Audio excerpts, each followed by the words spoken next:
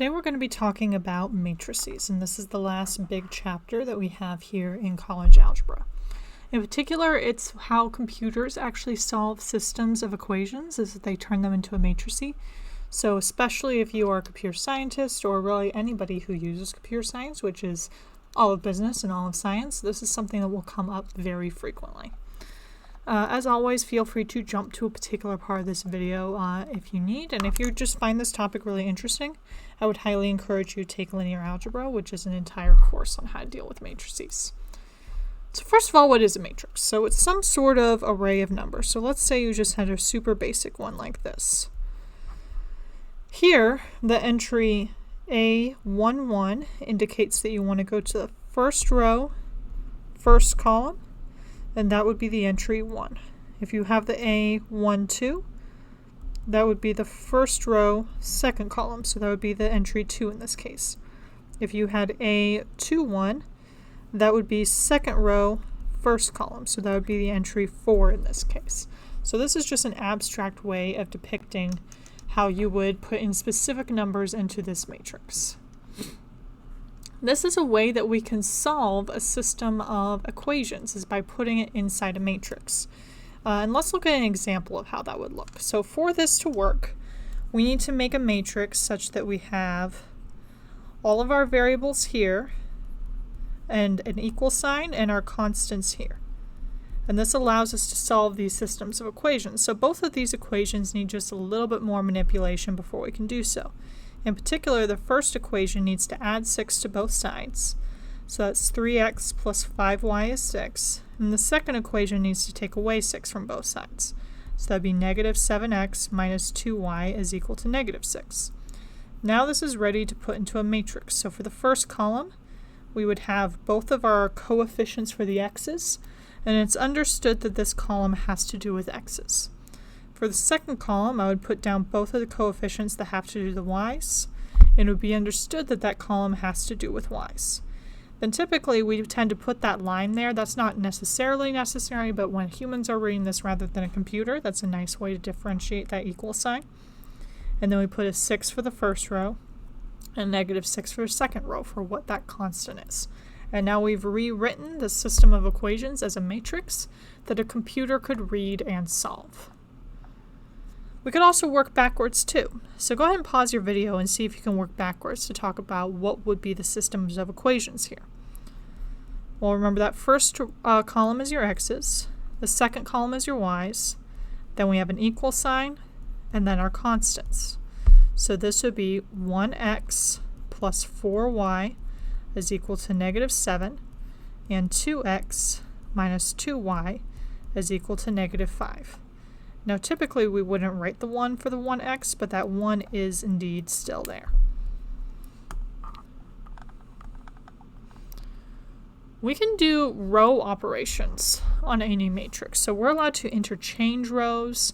We can replace a row by some sort of non-zero multiple of that row. So that's a way of saying that we're allowed to multiply or divide every term in that row by the same number. And we can replace the row by the sum of that row and a constant of another row. So really this is putting into words what we already do when we do the system of elimination. So if, for example, I had the equations x plus 4y is equal to negative 7 and 2x minus 2y is equal to negative 5, I may go ahead and multiply that first row by negative 2 to give us negative 2x minus 8y equals negative 7, drop down the next one, and then I would add negative 2 times the first equation to the second equation, so that would make that 0, negative 10y equals negative 12. And this actually is exactly what they're asking us to do, but keep track of our work inside the matrix.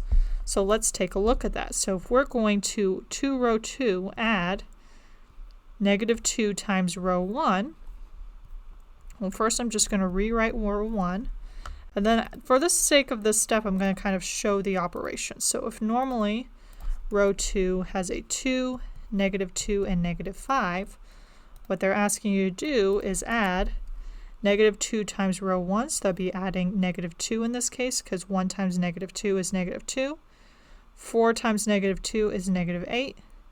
7 times negative 2 is negative 14, which actually reminds me, I made a mistake up here when I was writing this. What mistake did I make that hopefully you noticed as I was doing it?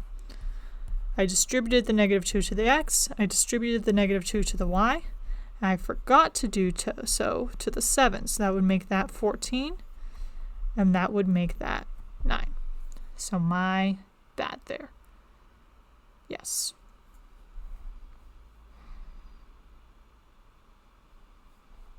And in particular here, we're doing 1 times negative 2 is negative 2. 4 times negative 2 is negative 8. Negative 7 times negative 2 is what? Positive 14. So always double check those signs, because those signs are the easiest place to get messed up. And it's worth double checking them exactly as I just did there. To get your final result of that first row staying the same, on that second row we have 2 minus 2 is 0, negative 2 minus 8 is negative 10, negative 5 plus 14 is 9.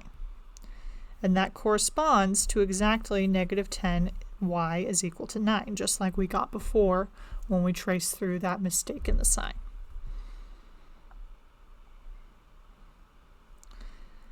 So let's just practice doing these row operations here. So we're going to want to make row 2 equal to negative 6 row 1 plus the existing row 2, and row 3 equal to positive 4 times row 1 plus row 3. So I'm actually going to pause this video and encourage you to go ahead and figure out for yourself, what does that mean that I'm adding to each of these entries here?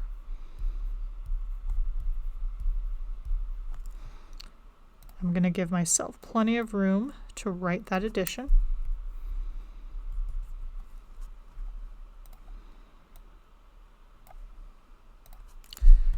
So that first row stays the same. For the second row, negative 6 times 1 gets us negative 6. Negative 6 times negative 2 gets us positive 12. Negative 6 times positive 3 gets us negative 18. Negative 6 times positive 5 gets us negative 30. For row 3, 4 times positive 1 gets us 4. 4 times negative 2 gets us negative 8. 4 times 3 gets us positive 12. 4 times 5 gets us 20. So this is that same process of distributing to every single term that we do when we do elimination. Now we want to actually perform those operations we just said we would. So we have 1, negative 2, 3, 5 still for the first row. 6 minus 6 gets us 0. Negative 3 plus 12 gets us 9. 4 minus 18 gets us negative 14. 3 minus 30 gets us negative 27. Negative 4 plus 4 gets us 0. 4 minus 8 gets us negative 4. 4 plus 12 gets us 16. 3 plus 20 gets us 23. And you notice that we were able to eliminate the term in the first column. And this is actually a process that's going to be really helpful for both us and computers to be able to solve these systems of equations, which leads us into solving a system of linear equations using matrices. So a really helpful way to make these look is to make it look like reduced row echelon form, which is a really fancy way of saying that everybody has a leading one out front. And that's exactly what we want to do, is we want to figure out in what ways can we perform operations to each of these rows, whether it being adding multiples of other rows or simply dividing the entire row or multiplying the entire row, so that we are able to isolate each of the variables systematically. So let's just first figure out if these are in reduced row echelon form. Or I really should say row echelon form. Reduced row echelon form has a very particular meaning whenever you get to linear algebra. So this first one still has leading ones, and then it happens to be a case where it was a system of two equations with two unknowns where they gave us an extra row. So here I would say this is still in row echelon form because you would still be able to solve it for sure, because you still are able to just say in this case that y is equal to 5, x plus 3y is equal to negative 2. Plug in y is 5 for that y there, and you have your solutions. This next one is an even nicer form because it's already written exactly as x is equal to 5, y is equal to 2. And it is in row echelon form because we just have those leading ones and then your solutions. This next one is also in row echelon form because you have those leading ones along the diagonal and nothing but zeros underneath. In particular, this would be y equals 8. X plus 7y is equal to 8. This is already set up in a form that you can go ahead and exactly find out what x and y are without having to do any more manipulation than plugging it in. So that is also in echelon form, or row echelon form. These next two, what's wrong with this first one? So it has this 5 down here, and this is a negative 1 rather than a 1. So it is not in echelon form, in row echelon form. Because this is the equations x plus 9y is equal to 9 and 5x minus y is equal to 1. You would have to do a lot more manipulation in order to solve these. This next one is almost in row echelon form, but what's the problem? We still have an 8 out here. So it is not in row echelon form for that reason.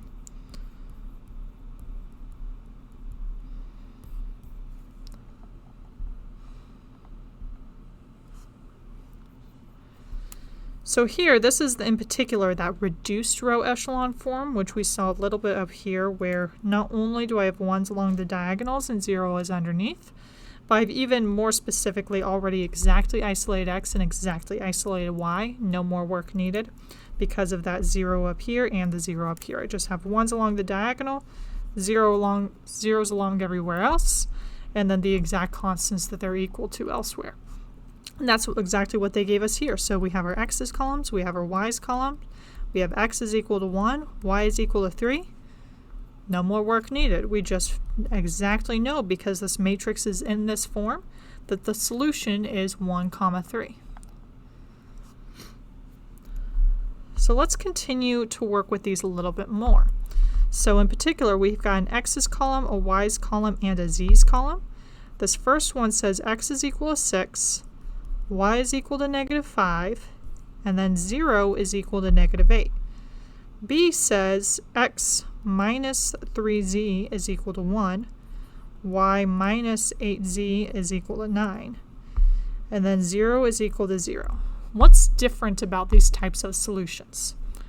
This first one is inconsistent, no solution. And I can tell because that last row has a 0 instead of a 1 for the z's, and it has a non-zero number there for the constant, which corresponds to the nonsense of 0 equals negative 8. Versus this last one, since I have a 0 equals 0, that's okay, that makes sense. So a row of zeros means that you're going to have some sort of consistent solution, but in this case where there's infinitely many solutions in a particular way. In particular, x is equal to 1 plus 3z if I move that negative 3z to the other side by adding 3z to both sides. And similarly, y is equal to 9 plus 8z by moving that 8z to the other side. So now I can read off that in terms of z's, the solutions are 1 plus 3z, 9 plus 8z, and then set z constant. So this is a special consistent system with infinitely many solutions. But now we're more sophisticated and we can talk about how there are infinitely many solutions.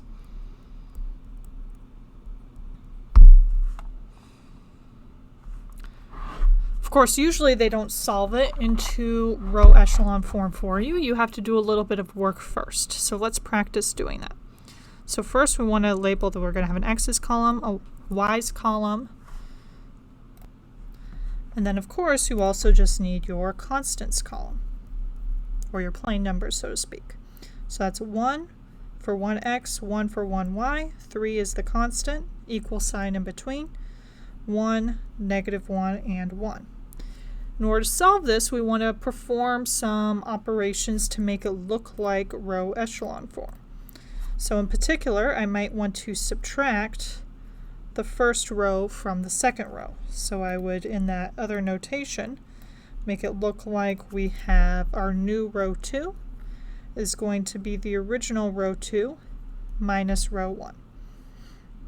So, and I'm not even going to have to multiply row 1 by anything. I can just minus 1 on the x, minus 1 on the y, minus the 3 from that other constant to give us a new matrix of 1, 1, 3. 1 minus 1 is 0. Negative 1 minus 1 is negative 2. 1 minus 3 is negative 2. And this is a case where multiplying or dividing is going to be really useful, because now I can make my new row 2 equal to 1/2 of the current row 2, because I'm just going to divide each term by 1/2. So that's 1, 1, 3 still for the first row. I'm actually going to multiply it by negative 1/2 divided by negative 2 to make them positive. So negative 2 divided by negative 2 is 1. Negative 2 divided by negative 2 is also 1. And technically that is row echelon form. This is also a really nice example. We're going one step further to make it reduced row echelon form. Doesn't take that much work. Because if I make row 1 equal to my original row 1 minus row 2, my new row 2, that first column would be just 0 minus 1, doesn't change. Second column would be 1 minus 1, that actually goes away. And the last column would be 3 minus 1. To make our final matrix, 1 minus 0 is 1, 1 minus 1 is 0, 3 minus 1 is 2, and the last row is just 0, 1, 1. So remembering that the first column is x's, the second column is y's, and the third one is constants, our new set of equations would then be x is equal to 2, y is equal to 1. You're exactly able to read off the solution. Had you kept it in the other form without subtracting row 2, then that would have still had y equals 1, but then the first equation would have been x plus y is 3. Then you would just plug in y is 1, and then solve the x is 2 still in that case as well. So either way still works. It is just kind of nice when you can go full reduced row echelon form though, when I had given you some extra room if you needed. It's oftentimes kind of silly to do it in the case of a 2x2 system, but for a 3x3 system, as you saw in the previous chapter, that can a lot of times be a lot of work to try to do without some sort of system to keep track of your work. And really, matrices allow you to have a system to keep track of your work. So first, let's just convert this to a matrix. I'm just going to remind myself that my first column is my x's, so 1, 2, and 3. Second column is my y's, so negative 1, 3, negative 2. Third column is my z's, 1, negative 1, negative 9. Last column is my constants, 8, negative 2, 9. My goal is to make this row echelon form, if not reduced row echelon form. So what do I want to do to make that happen? Well, it looks like first I want my new row 2. I don't know why I said row 2 and wrote down row 3. Row 2 to be row 2 minus 2 row 1, because I already noticed that if I at least want to make it where only my first row has an x column, so that I have that nice beautiful diagonal of 1s with nothing but 0s and kind of this bottom triangle down here is sort of my goal. Then in order to make that happen, I should be subtracting 2 minus 2. And then similar with my new row 3, I can kind of do it at the same time. I'll make that row 3 minus 3 row 1. And let's see how that looks, because now that row 2, let's multiply 2 times 1 is 2. So we're going to subtract 2. Negative 2 times negative 1 becomes adding 2. 1 times negative 2 is minus 2. 8 times negative 2 becomes minus 16. For the third row, we're going to be subtracting 3 row 1. So 1 times negative 3 is minus 3. Negative 1 times negative 3 becomes adding 3. 1 times negative 3 is minus 3.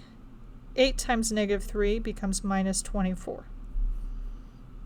So now let's write our new matrix. So now we have 1, negative 1, 1, 8, 0, 5, negative 3, negative 18, just reading across this row, 0, 1, negative 12, negative 15. So we've at least taken care of these first zeros. We're going to want to make this extra 1 go away.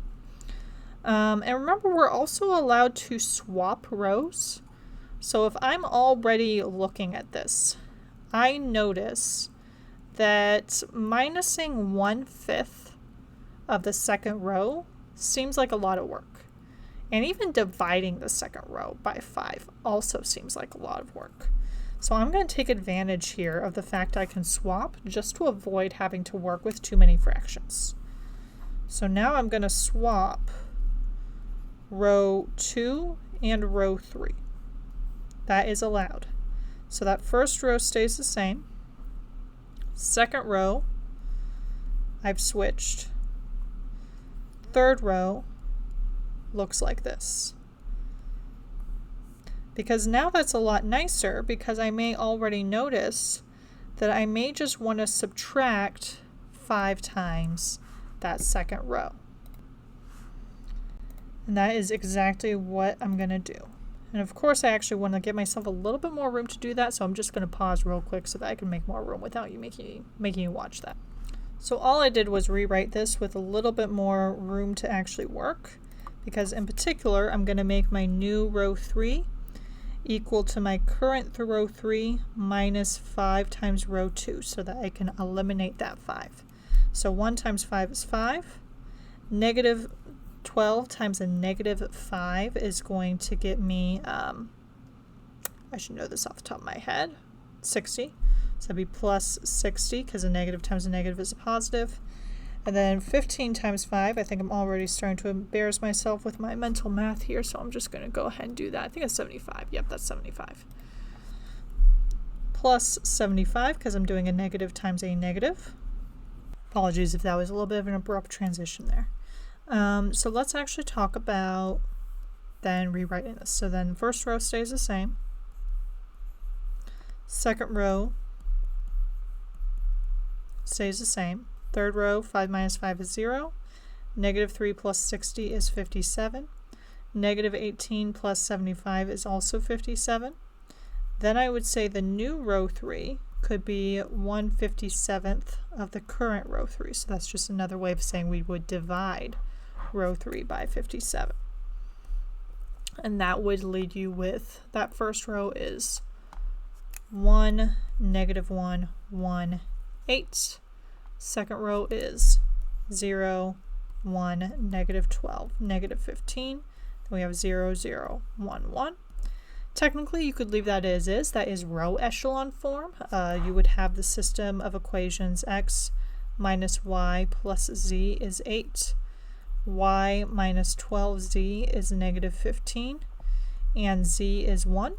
You could sort of backwards first plug in for z here, get y, and then plug in y and z and get x. That's fine.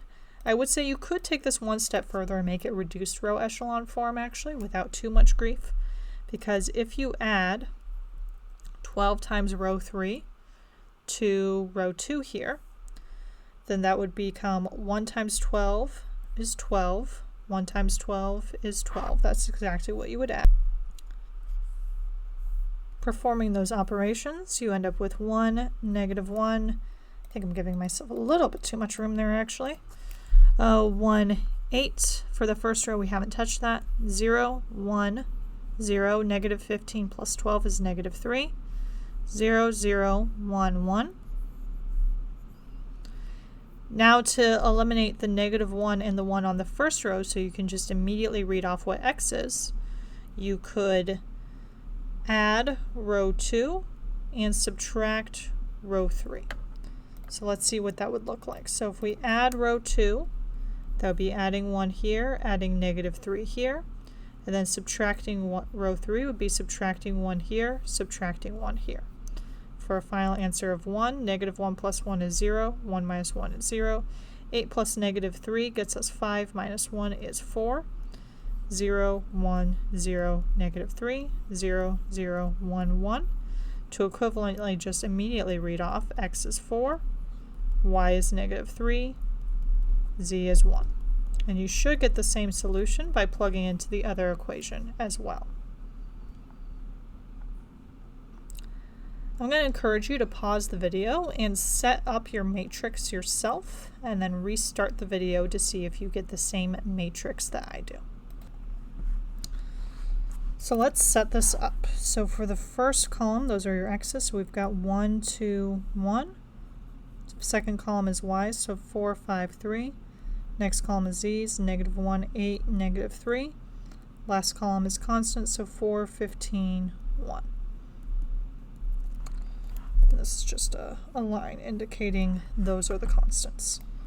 So let's first eliminate those x's from the other rows. So we're wanting to subtract 2 times row 1 and subtract 1 here. So 2 times 1 is 2, 2 times 4 is 8, -2 times -1 becomes adding 2, 2 times 4 is 8, and then we just are subtracting row 1 directly here. So our new matrix would have the same first row, 1, 4, -1, 4, 2 minus 2 is 0, 5 minus 8 is -3, 8 plus 2 is 10, 5 minus 8 is 7, 1 minus 1 is 0, 3 minus 4 is -1, -3 plus 1 is -2, 1 minus 4 is -3. And that was to make our new row 2 and our new row 3 respectively. Now here we can continue to manipulate these. So here it doesn't look too bad that I would just add -3 times row 3 to row 2 here. Oh wait, I want to eliminate the other way around. So I was already thinking ahead like, oh, we can get rid of this 3 here by using this 1 here, right? But that means I actually do want to first switch those 2 rows if we're really going to be thinking of that way. So we're going to swap row 2 and row 3, which we are allowed to do. So that would make our new matrix 1, 4, -1, 4, 0, -1, -2, -3, 0, -3, 10, 7. So now, for the last row, we now want to add -3 times row 2. I'm going to indicate that in new color. So plus -3 times row 2. So the zeros don't do anything, but -1 times -3 is 3. -2 times -3 is 6. -3 times -3 is 9. For a new matrix of 1, 4, -1, 4, 0, -1, -2, -3, 0, 0, 16, 16. I can now make my new row 3 equal to 1/16 of the current row 3. So effectively dividing everybody by 16, which makes our new matrix 1, 4, -1, 4, 0, -1, -2, -3, 0, 0, 1, 1. Now I could just leave that as is if I don't want to go any further. So that would be x plus 4y minus z is 4. -y minus 2z is -3. Z is 1. Now I would be able to solve backwards from there. But I could also make it look like reduce. Oh, actually, before I say that, notice here, there is one thing making this not echelon form. What would that be? The fact this is a -1 and not a +1. So how would I do that? Well, I would make my new row 2 equal to -1 times the current row 2, or divide by -1 if you will. That would be an easy fix.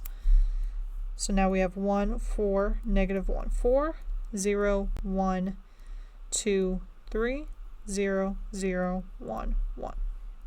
Now it's in row echelon form, which would simply take our old equations and it would make all those positive.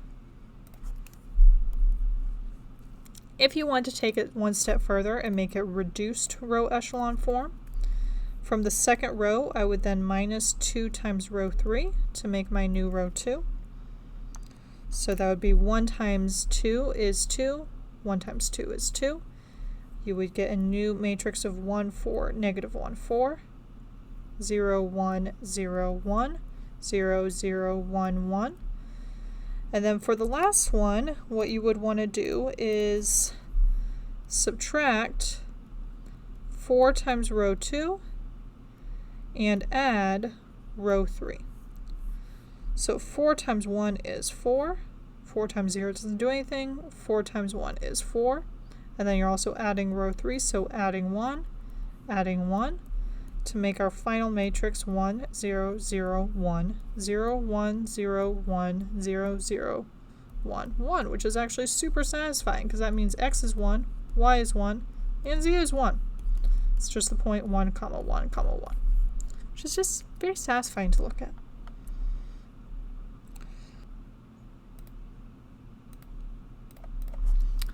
First thing we want to do is make this into a matrix. So for the first row, that would be negative 1x, negative 2y, 1z, negative 1 for our constant. 2x, 3y, no z's, 2 for the constant. I'm going to leave myself a little bit more room here. And then we have no x's, 1y, negative 2z, 0 for the constant. Of course, I tried to make my matrix way bigger than it needed to be.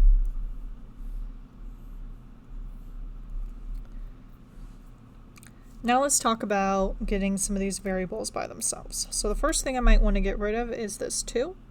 So in particular, I could add 2 times row 1 in order to get rid of that 2. 2 times negative 1 is negative 2. 2 times negative 2 is negative 4. 2 times 1 is positive 2. 2 times negative 1 is negative 2. So our new matrix would be negative 1, negative 2, 1, negative 1, 0, negative 1, 2, 0, 0, 1, negative 2, 0. And you might already notice something funky happening with the next 2 rows. Because in particular, if I then just, let's say, add row 2 to equal my new row 3, that would be 1 minus 1, negative 2 plus 2. Everything else would be adding 0 to get us negative 1, negative 2, 1, negative 1, 0, negative 1, 2, 0, 0, 0, 0, 0. So this is a great example of where our equations in particular are that we have negative y plus 2z is equal to 0, and then we have negative x minus 2y plus z is equal to negative 1. So we're able to create a dependent system of equations. Now we haven't quite made this in row echelon form yet, so I would say maybe a little bit of division is in order to make it, just that nicer, prettier form. In particular, both of these guys could be such that new row 2 is negative 1 times the current row 2. The new row 1 is negative 1 times the current row 1, just to eliminate some of those negatives. So that makes the new first row 1, 2, negative 1, 1, 0, positive 1, negative 2, 0, and the last row a set of zeros. Had the last row been something like 0, 8, that would have been a no solution situation. But down here, we just really have the equation 0 equals 0. So we're okay with that last row, that being the way that it is. Once I'm down here, I can write them as equations. So we have x plus 2y minus z is 1. And then we have y minus 2z is 0. And we want to write everybody in terms of the same variable. So in particular, I notice this last equation is kind of nice, because if I just add 2z to both sides, I get y is equal to 2z. So if I wanted to write things in terms of z, I already have a z, I have y is 2z, and now I just need to figure out what x is in terms of z. So I could definitely do that here.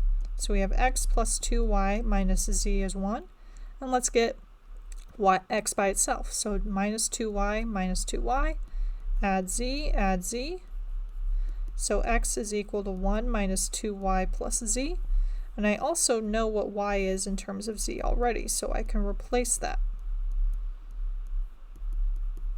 So x is equal to 1 minus 4z, 2 times 2z, plus z, which is 1 minus 3z.